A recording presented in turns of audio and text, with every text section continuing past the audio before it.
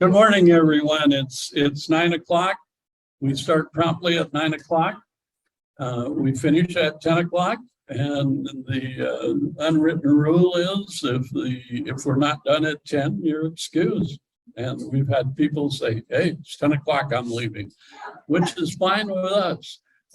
This is the GBR Forum Club each Wednesday from October through April. We have presenters. And it costs a grand total of $2 per year to be a member. Our officers did talk about raising that at our officers meeting roughly a year ago. And Joe, our treasurer at the time, said, "We got enough money. Why do we want to raise it?" So we're doing well. $2 a year still for 2023. And Nancy back at the table is taking your money if you haven't paid already. Okay, next week, we have one of the docents from Tucson Art Museum. Again, they are wonderful presenters, and he will be here talking about artistic in arts. Not public art in the design of buildings of steel and glass. Wow. So that should be really interesting. We hope so. I am attempting again to do this via Zoom. I have one person out there in the world testing, and she will let me know, and we will record Nancy's presentation today, and it will be available on our website if you or somebody else you want to watch what we have. Next week suggested that Nancy come and talk to us about the League of Women Voters. She is the president of the Tucson Area League, which includes Green Valley and some of the other surrounding communities. There is a small group, I understand, that is in Green Valley. So if you have any interest in joining it after her presentation, there's a sign-up sheet here on the front table. It has been tradition somewhat over the past 3-4 years that I've been the MC that I tell an Ole and Lena joke, okay? Yeah. For those, Are you going to do it? for those of you who do not know or never heard of Ole and Lena, you're probably not from the upper Midwest. Ole and Lena are fictitious Norwegians in the area, not always the smartest ones, but they get along and do that sort of stuff. So Ole was on a business trip, and he came back, and his son was riding a brand new 15-speed bicycle. And he said, "Whoa, where in the world did you get the money to pay for that?" And his son said, "Well, whenever you go on a trip, I get the money because of hiking." Hiking? How in the world do you get money from hiking? Well, whenever you're gone, Sven comes over to the house and he hands me a $10 bill and says, "Go take a hike."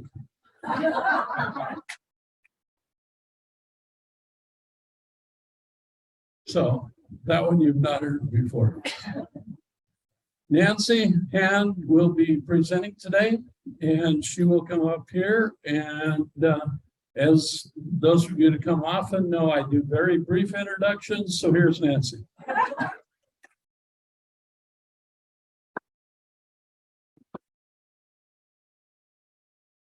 Good morning.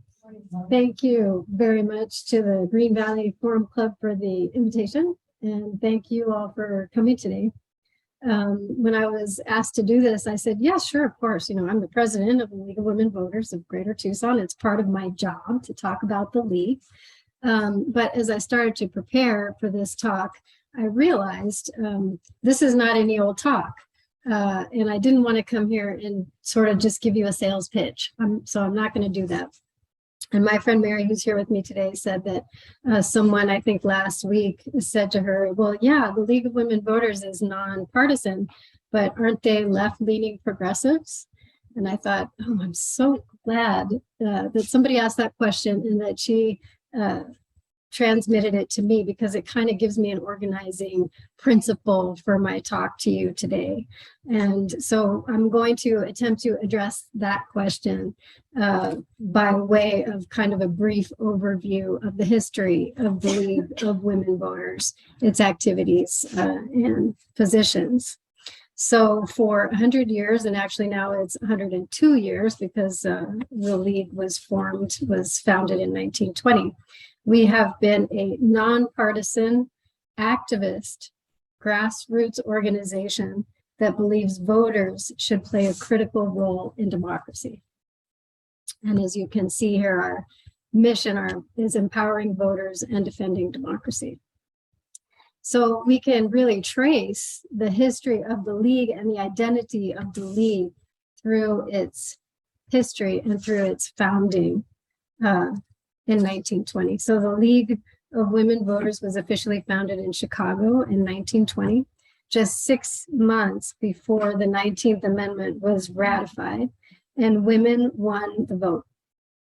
It was formed by the suffragists of the National American Woman Suffrage Association. And we say women won the vote. We're very careful to say women won the vote, not women were granted the vote or given the vote. Women won the vote through a decades-long fight. So that's where the activist part comes in.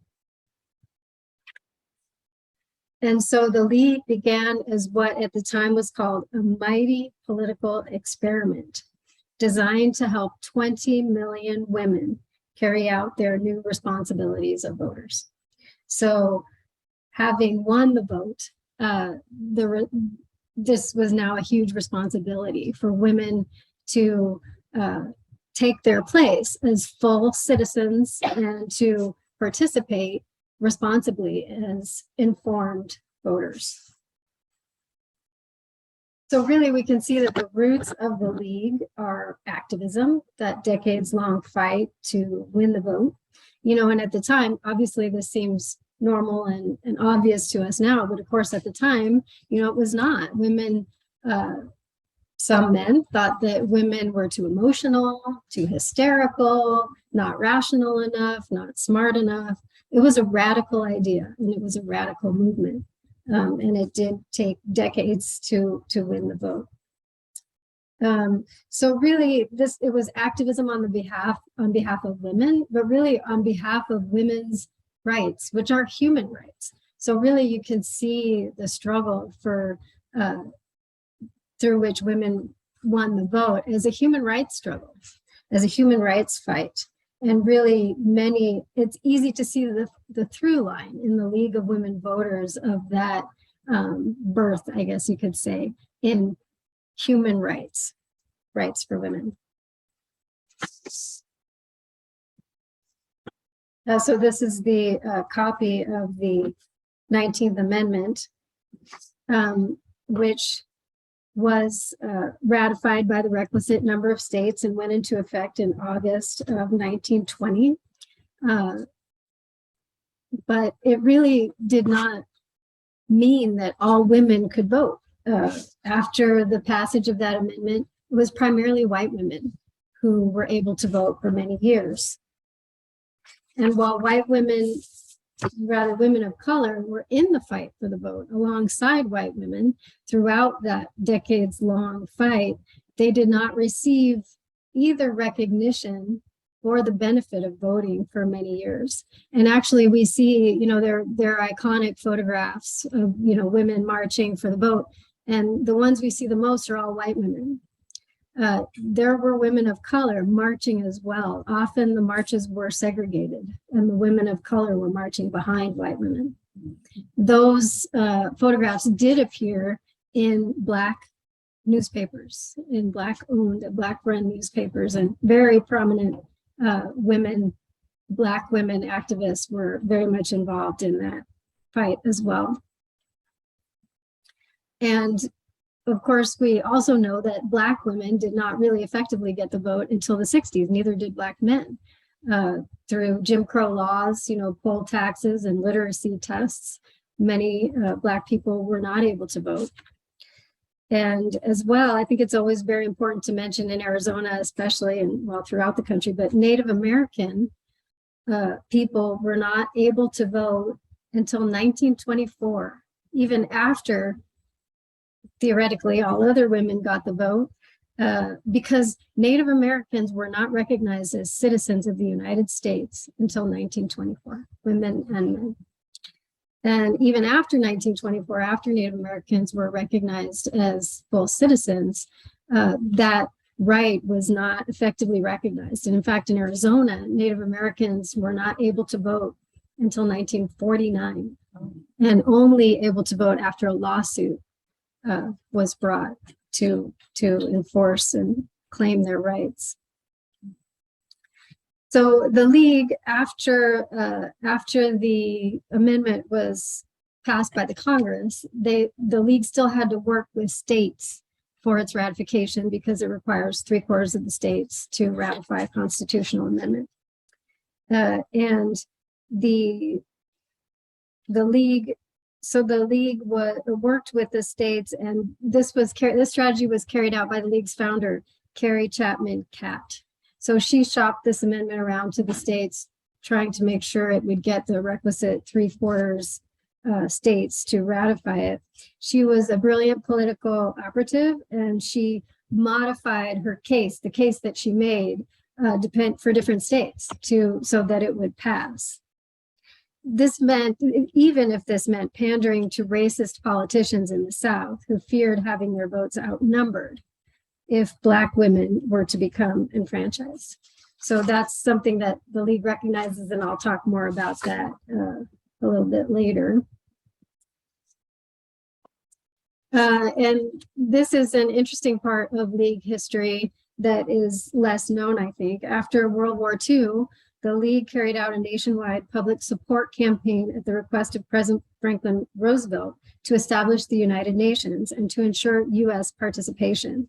Following the campaign, President Harry Truman invited the League to serve as a consultant to the US delegation to the United Nations Charter Conference. One of the first organizations officially recognized by the UN as a non-governmental organization, the League still maintains official observer status today.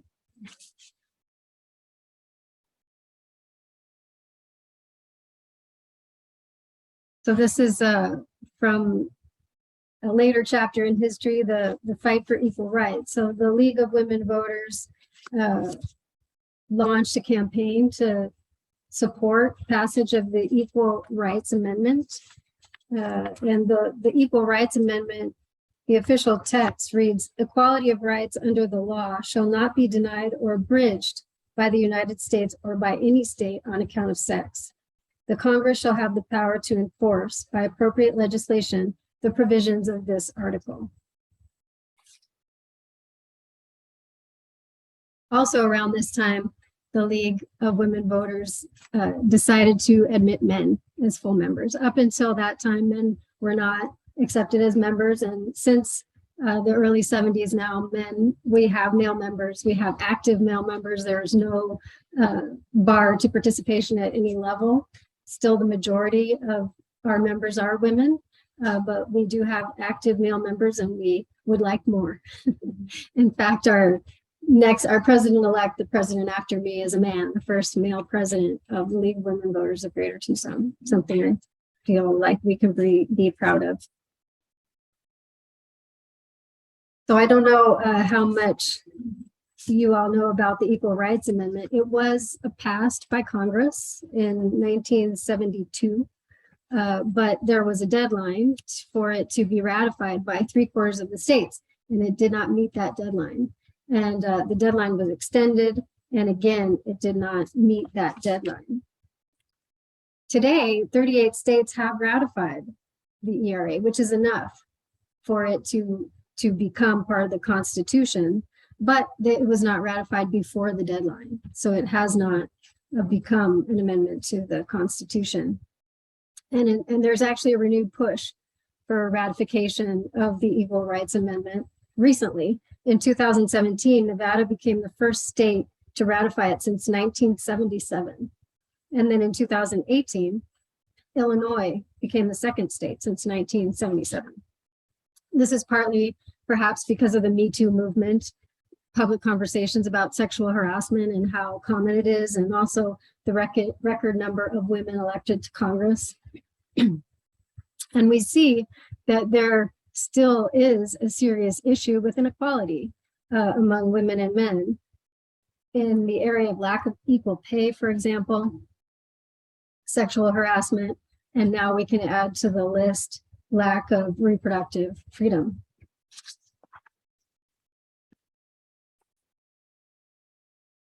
In 1976, the League sponsored the first televised presidential debate since 1960, for which the League received an Emmy Award for outstanding achievement in broadcast journalism. The League sponsored televised general election presidential debates also in 1980 and 1984. The debates focused on nonpartisan issues with the main goal of informing voters. However, as candidates demanded increasingly partisan conditions, the League withdrew its sponsorship of general election debates in 1988. Leagues around the country continue to hold debates and forums for local and state offices today.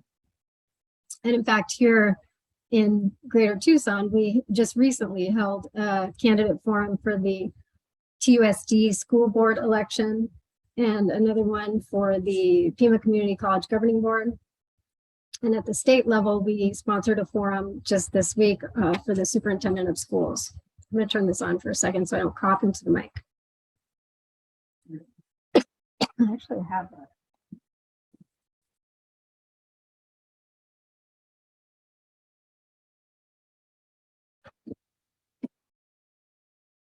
Let's see.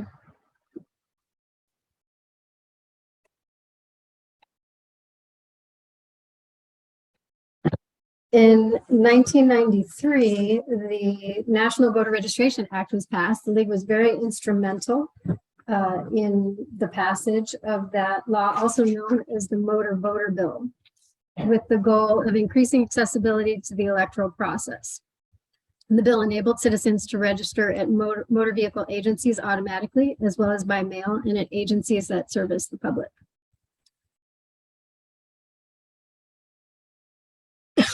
Excuse me.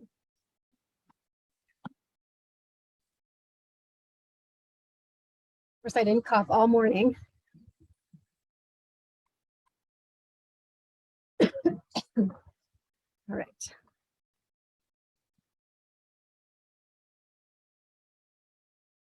Later, when the 2000 election exposed the many problems facing the election system, the League began to work on election reform, and working closely with a larger coalition, helped draft and pass the Help America Vote Act, which established provisional balloting requirements for updating voting systems and the Election Assistance Commission. And then in 2006, the League of Women Voters launched Vote 411. And Vote 411 is a national platform that provides information about candidates and ballot initiatives all up and down the ballot. It is live now. You can also watch League-sponsored debates. The links are there for those debates, and we send questions to all candidates. They don't all answer. So if you see that some candidates have answered the questions and others have not, it's because they just have not responded. And we do try to ask them many times to please answer the questions.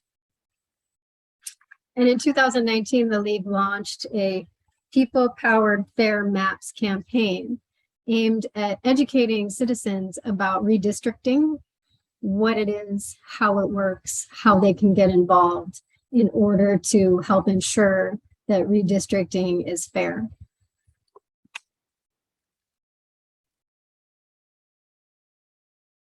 So this is the cover of a book that the League publishes every 2 years called Impact on Issues, a guide to public policy positions. So this lays out the positions of the League of Women Voters at the national level. It's 150 pages long. I have not read it all.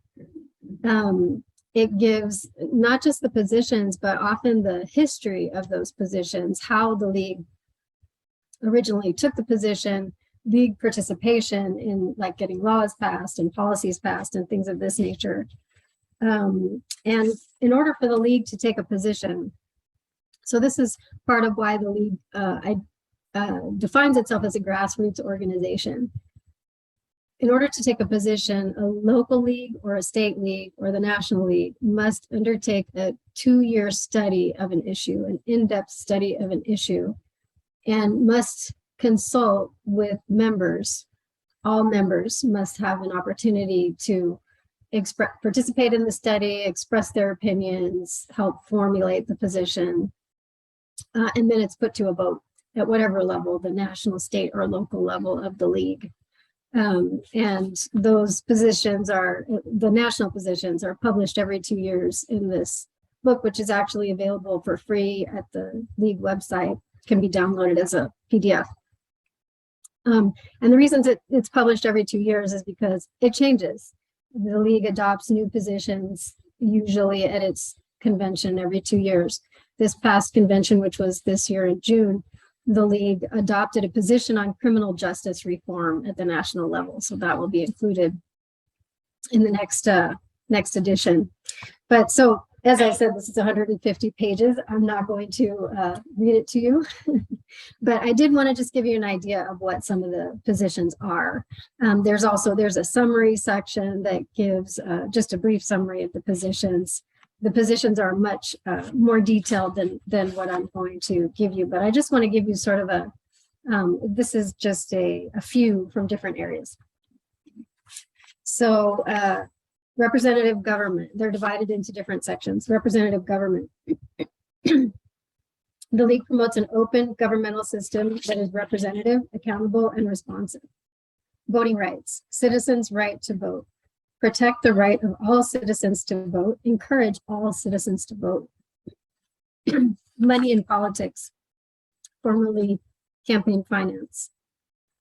Support campaign finance / money in politics regulations that enhances political equality for all citizens, ensures transparency, protects representative democracy from distortion by undisclosed contributions and big money, and combats corruption and undue influence in government. Support campaign spending that is restricted but not banned. Supports public financing, full disclosure, abolishing super PACs, and creating an effective enforcement agency.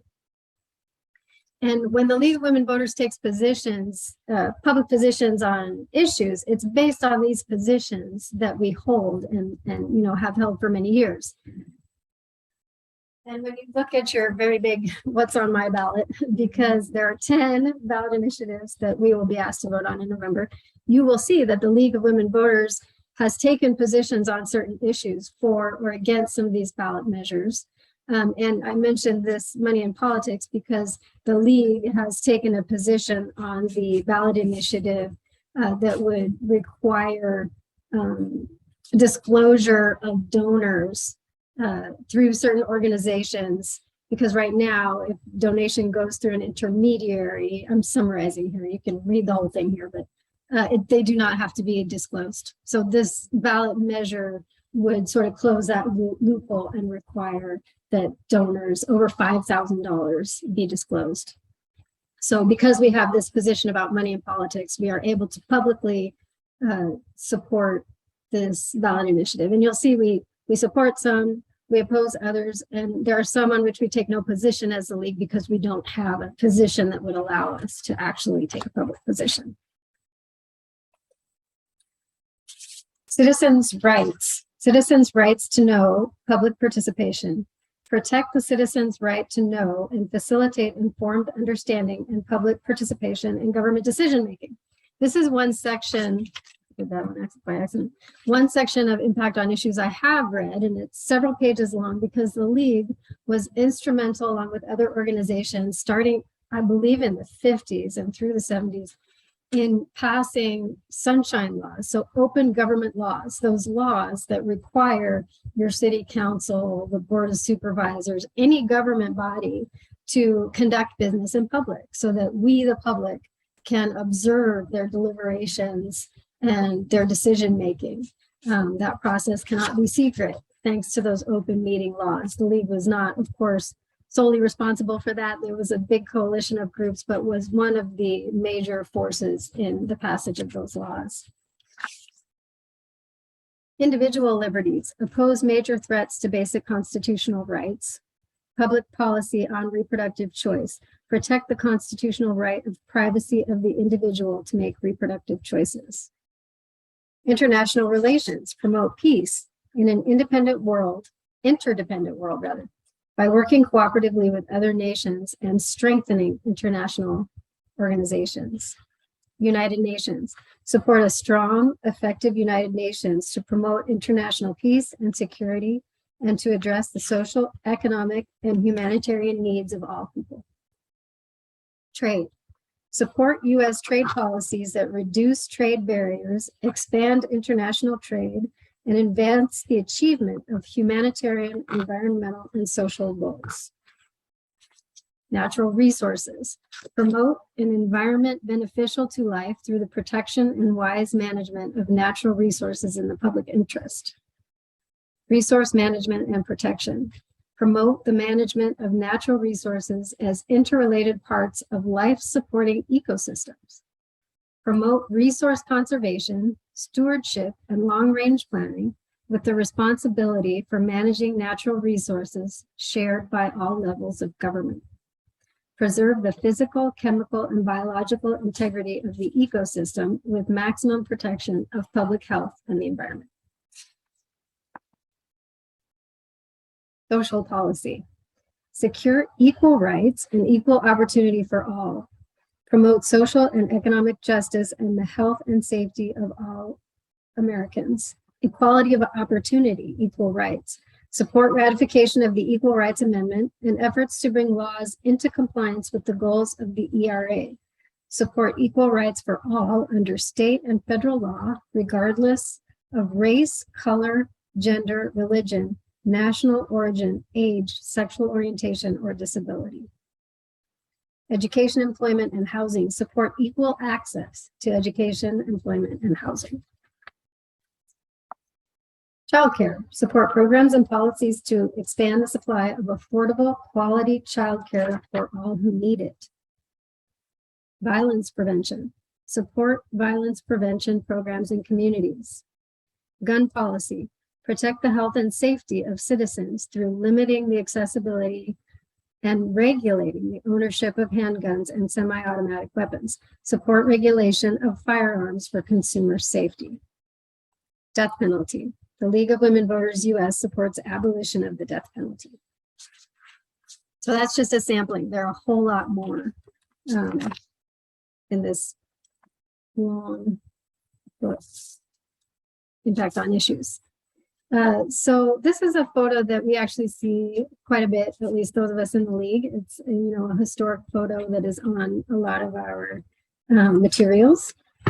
And I included it here because of the importance of diversity, equity, and inclusion to the League. This is since 2018, really, that the League has made diversity, equity, and inclusion a priority and a priority part of its identity. In fact, it is now as important to the League as nonpartisanship, diversity, equity, and inclusion. So, as I mentioned, the League was founded in 1920, just before the ratification of the 19th Amendment by American suffragist Carrie Chapman Catt. And she is celebrated as a suffragist and was, as I said earlier, considered and is considered a brilliant political strategist. However, she was a complicated character, a political operative, and by modern standards, we have to admit, racist. While fighting for the 19th Amendment and lobbying Southern senators, she famously claimed, "White supremacy will be strengthened, not weakened, by women's suffrage." These remarks are sometimes brushed over as a sign of the times or a political strategy, but actions speak louder than words, and our organization was not welcoming to women of color through most of our existence. So this statement is from our current CEO, Virginia Case Solomon, who publicly acknowledged this and made a statement and wrote an op-ed in 2018. And she goes on, even during the civil rights movement, the League was not as present as we should have been. While activists risked life and limb to register, by accident, while activists risked life and limb to register Black voters in the South, the League's work and our leaders were late in joining to help protect all voters at the polls. It wasn't until 1966 that we reached our first position to combat discrimination. Still, our focus on social policy was from afar, not on the front lines. Today, we acknowledge this shortcoming and that we have more work to do. Today, we invite all people, regardless of gender, gender identity, ethnicity, or race, to join us as we commit to righting the wrongs of our past and building a stronger, more inclusive democracy. And so now part of our vision is democracy by the people, of the people, for the people, all the people. So while we have always defended voting rights, we did not defend the voting rights of all as strongly as we should have since the founding of the League. It is now a major focus of the League to stand up for the voting rights of all people, because we understand that democracy is not democracy by the people, of the people, and for the people if it does not include all the people. So this is the League of Women Voters of Greater Tucson. And so now I'm just going to tell you a little bit about what we actually do. What does the League of Women Voters do? We do advocacy. Recent examples of local advocacy of the League of Women Voters of Greater Tucson are, we were approached to support an effort in the Tucson City Council to pass a resolution barring discrimination based on hairstyle. So there had been discrimination based on hairstyle, primarily of African-American women, whose hairstyle was deemed not professional enough or something along those lines.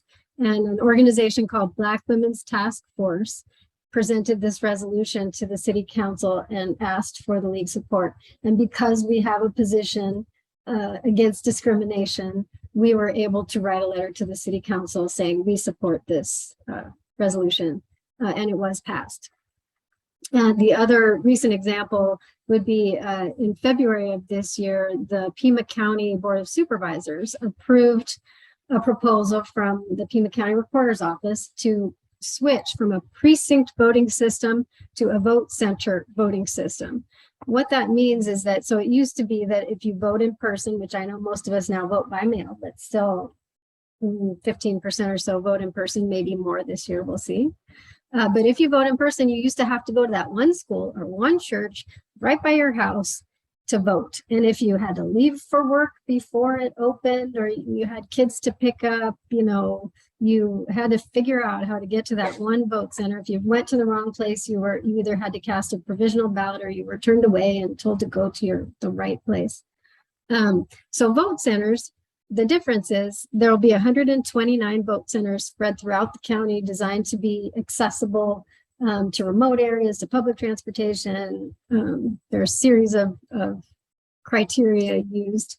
And you can, if you vote on the day of the elections, you can go to any one of them. You can go to the one that's closest to public transportation, to your place of work, to your kid's school, wherever you are. You can go to any vote center and vote. So the League wrote a letter to the Pima County Board of Supervisors supporting that decision as they were considering the vote, because we believe it provides more access to voting. Okay, so we do advocacy. That's the kind of advocacy we do. We also do legislative advocacy based on our position. So we during the legislative session, we look at the bills, we analyze the bills based on our positions, and we recommend a yes vote, a no vote to our members. Some, of course, we don't take positions on. We also have a lobbyist and volunteer lobbyists in Phoenix who lobby for us in the legislature based on those positions that I mentioned and others. So this is a picture of league members just out registering people to vote. The League of Women Voters of Greater Tucson is all volunteer. And I believe nationally, the League of Women Voters is the largest all-volunteer organization that offers voter registration services. We do have staff at the national level, and some larger states have staff, but pretty much all the local leagues are all volunteer. And in Arizona, we're all volunteer. We have no staff at all. So this was at the Labor Day picnic recently, so we will go to events and just have a voter registration table. We were out at the Tucson Meet Yourself this past weekend, all weekend, helping people register to vote, but also providing information about where people can get information about candidates and ballot measures and all of that, and lots of other information. This is just a screenshot, or actually promotion, for our recent debate that I mentioned for Superintendent of Public Instruction. That was just this past Monday. And this is just at a tabling event. So we also provide voter registration by request. So any organization can call our office and say, hey, can you come register our members or employees or whatever it may be? We also provide voter registration training. So an organization can call us and say, hey, we want to help our members or our employees get registered. So we will provide training to their people to then do their own voter registration. We also provide training on candidate forums. So if organizations want to run their own candidate forums, we'll provide training on how to do that, at least how the league does that. And let's see. We also have a speakers bureau. Is that the next one? So this is the chair of our speakers bureau, Greater Tucson League Speakers Bureau, giving a talk on, I don't know if you can see on the slide, Arizona Independent Redistricting Commission. We offer talks to organizations, any organization that requests it, about gerrymandering, voter suppression and voter expansion, election integrity, money in politics and dark money, voter access, purging voter rolls and felony disenfranchisement, ranked choice voting, electoral college alternatives. Those are the national topics. Arizona and local topics, changes in voting in 2022, the vote centers, redistricting, and there's another important change. Think of it, vote centers and redistricting, and there's another change. Arizona Pioneer Women in Arizona History. We also offer Civics 101, how a bill becomes a law and how you can lobby. Legislative advocacy, request to speak program. I don't know if everyone here knows about request to speak. So in Arizona, we have this option as citizens to express our opinions on bills pending in the legislature. It's unique. Not all states have this. And the name of it is a little bit misleading, request to speak, because you don't actually have to speak. You don't have to be physically present in Phoenix. It's a system, it's an online system on our legislature's website where you can create a login, and then you can go in that system and put comments, post your comments about any pending legislation. And we offer training on how to use that system. We also offer support in signing up for that system. While it's an online system, you do have to physically be present either in Phoenix or Tucson to complete your registration. And we provide support with that process as well. And we feel that, all Arizonans should know about this system. And we have also heard from legislators that it is very useful to them when making their arguments on the floor, because they can consult that system and say, 500 people are against this and only 13 people are for it, or whatever it may be. And they also can see what people are saying, and sometimes will quote citizens, just normal citizens like you and I.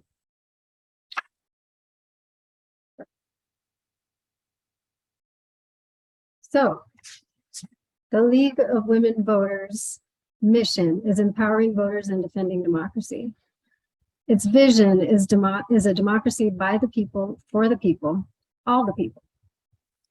We believe in the power of women to create a more perfect democracy. And so this is where I'm going to circle back to the question. The League of Women Voters is nonpartisan, but isn't it left-leaning progressives? The idea of democracy, of the people, by the people, and for the people might be considered a progressive idea, though it is our founding idea as a nation. And one of the things that we say as a league is that many of the positions that we support have historically been bipartisan. And we have had these positions for decades as the context has changed around us. Is the notion of certain truths that we hold to be self-evident, for example, that all people are created equal and have equal rights in our democracy. Is that a progressive idea? And as I said, the League was born out of the fight of a whole category of people who had been excluded from the full rights of citizenship, for recognition of those basic rights of citizenship and really basic human rights. And many of our policies flow from those basic ideas of human rights, civil rights, the right not to be discriminated against, the right to full participation. So, and as I said before, for 100 years, now 102 years, nationally, the League has been a nonpartisan, activist, grassroots organization that believes voters should play a critical role in democracy. And in Tucson, I should add, the League has been around for 82 years. It was founded in 1940. And while there were leagues around the country that were segregated, and some women of color actually started separate leagues because the white leagues were not welcoming to them, I'm happy to say that Tucson, that's not the case in Tucson. The local league in Tucson was founded by a diverse group of women. From its founding, it included women of color in 1940. So recently I was at a voter registration event at a low-income housing site in Tucson. The folks who run it say that it's their residents are people with colorful backgrounds. It's a clean and sober living place where many of the people who live there may otherwise be homeless.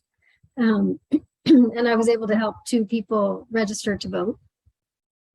And both of them said when we got to the place on the form where you pick a party or you pick one of the 2 primary parties, or you pick other, or you pick none. And both of them said, well, how do you know the difference?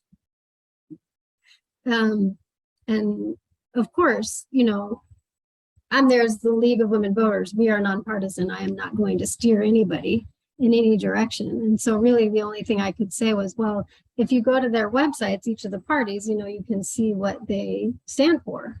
And, you know, maybe if you're not sure, you should just pick none, because then you can just listen to the candidates and make a decision based on what they say. So we have the League of Women Voters of Greater Tucson, and most local leagues have both a 501c3 and a 501c4 organization. We do that because, so our 501c3 is education only, voter registration, voter education. We will have a program on the ballot measures by Zoom this coming Saturday, October 15th at 10 a.m. And we will be presenting all 10 ballot measures, the pros and cons, and that's it. Although you will see the name of the League of Women Voters in the book, we, during that presentation, are not going to state which ones we support or not, because that is a strictly voter education event. It is not a lobbying event. So that is how we keep our activities completely separate. Our advocacy activities from our education activities, we keep a firewall between them to make sure that we are always doing our voter registration and education activities in a completely nonpartisan way. We want everyone to vote. So I said I was going to address the question of whether the League of Women Voters, it's nonpartisan, but it's a group of progressive left-leaning folks. And I guess you could say it depends is my answer. And I would sort of turn it back, having listened to the history of the League and the positions the League supports. I would ask you what you think. It is the case that if you look on Wikipedia, it says the League of Women Voters is considered a progressive organization. And I have also heard National League folks say that the League is considered a progressive organization, but it's not a label we put on ourselves. Our identity, this is our identity, our mission, our vision, and our value is to empower voters and defend democracy, and to help build a democracy that is truly by the people, for the people, of the people, all the people. And with that, I'll conclude, and thank you again very much for coming and for your attention, and open it up to questions if there are any, and if I can answer. Yes, please. How has membership changed as far as the numbers of members over the years? You know, I can't really describe the curve. I can tell you that we have, oh, I have that on the slide somewhere. I believe we have 100,000 members nationally, 750 local leagues. We have about 1,000 members in Arizona and 330 some in Greater Tucson. I think membership has kind of ebbed and flowed depending on what's going on. And certainly locally, we see an ebb and flow with election season. So we do tend to get more members during election years because people are thinking, thinking about it more. Yeah, there has been some ebbing and flowing. I can say that for sure. Yes. We provide. Oh, thank you. Does the League provide poll watchers? So we inquired about providing poll watchers, and we're told, at least in Pima County, that poll watchers by law are only partisan. That's the inside the polling place. And there always has to be two, one from each of the primary parties. So they would not allow us. But we are participating in a statewide group coalition with other organizations to be poll monitors and to, receive calls if people feel there's any kind of intimidation at the polls and things of that nature. So yes, but we're not allowed to be inside the polls. And we do need more people to help with that. If anyone's interested, I can provide more information about how to get involved with that effort. Yes.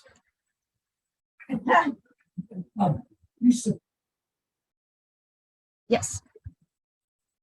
Do you have for voting? We support, we want all eligible citizens to register and be informed voters. Yeah.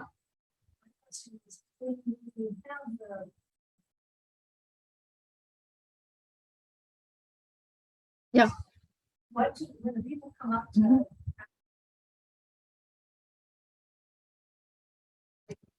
Well, so they have to put their driver's license or ID on the form.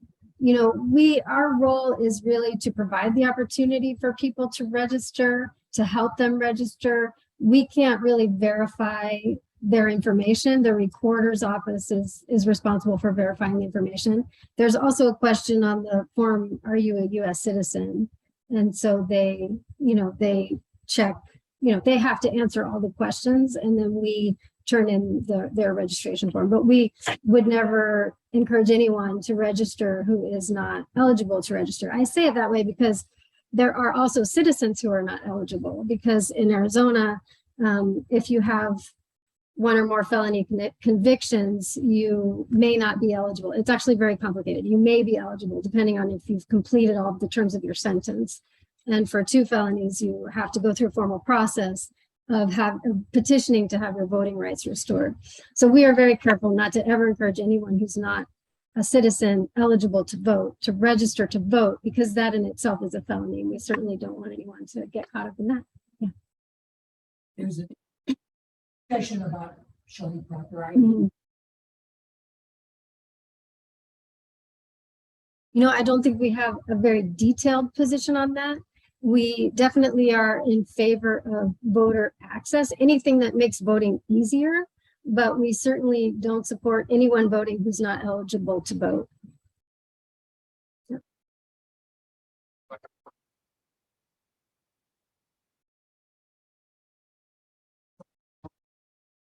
Go to several websites where Mhm. so all of this political stuff is coming up.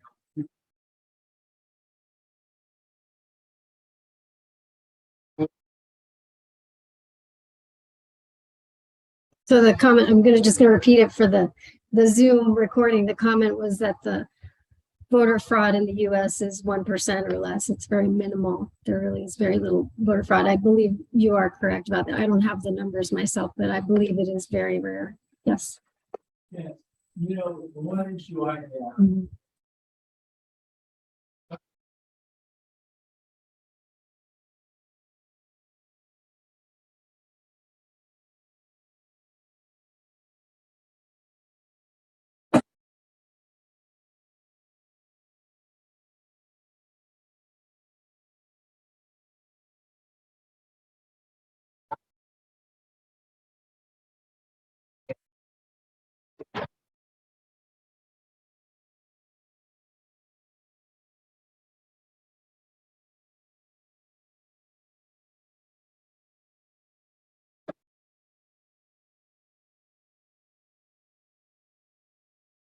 So the question is whether a disclosure, campaign contribution disclosure laws might lead to suppression. Is that a fair summary? yeah, and my point being is that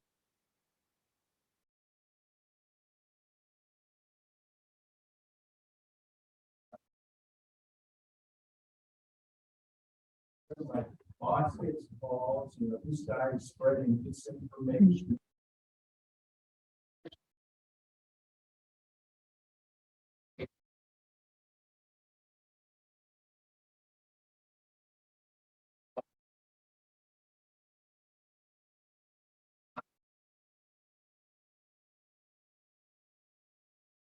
$5,000 to one of the candidates.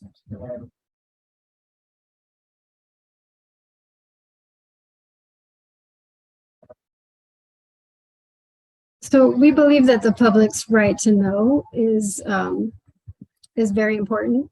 And so we support this ballot initiative, and the threshold for the amount was set at $5,000, which is relatively high, I believe, specifically to protect individuals who might want to make political contributions. So you could contribute if you were concerned about that kind of consequence. You could contribute 4,000 and would not have to, just your name would not have to be disclosed. So this is designed to reveal the sources of major financial contributions.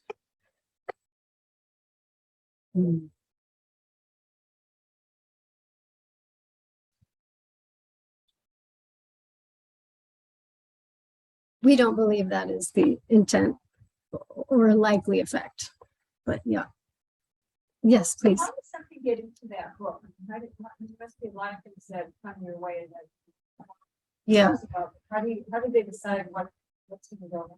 Yeah, really through that process that I mentioned of a 2-year study at any local league or state league or the national league can carry out this study process. And I'll give you an example.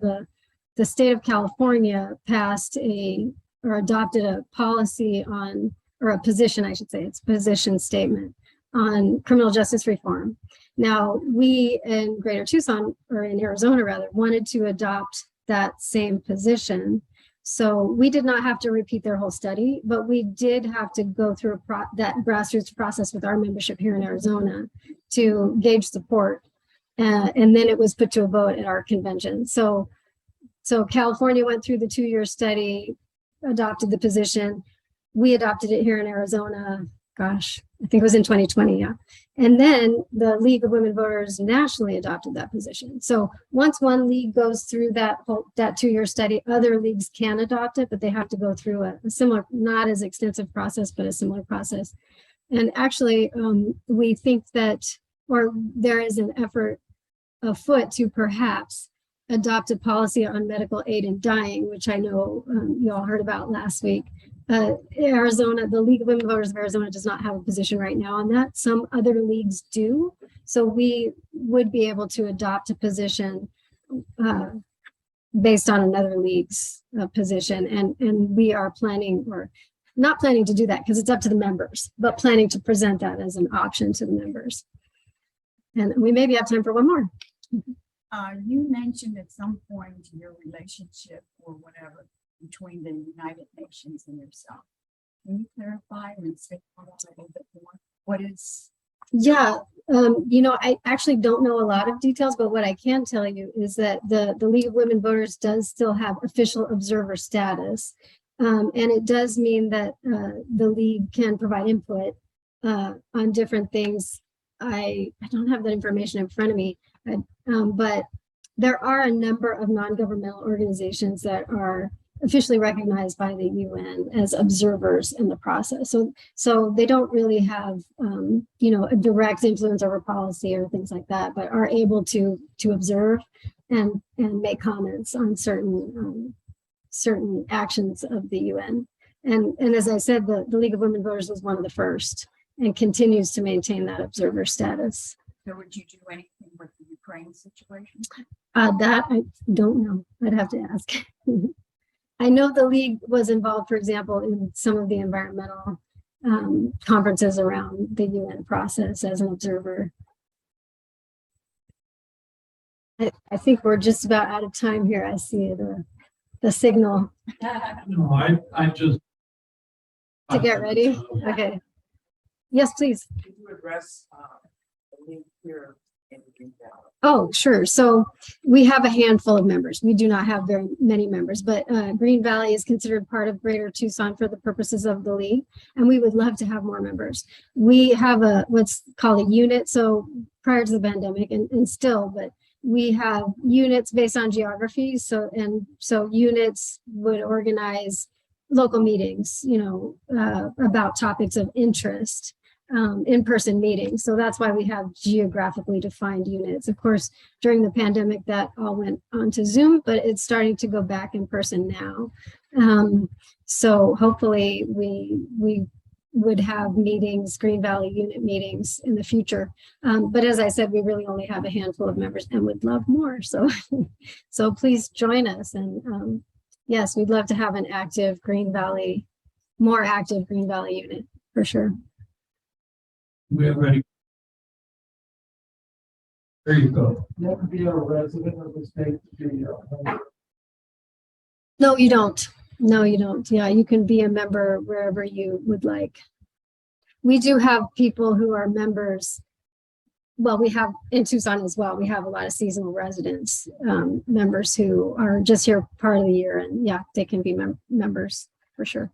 I do have a question. Yes. Is the league a United States only organization? It's almost only the US, but I just read, actually preparing for this presentation, that we do have a local in Hong Kong, and I think maybe one other place outside the US. So that shows me it's possible, but it's mostly a US organization. Okay, last call for questions. Thank Nancy for. Thank you. Thank you very much.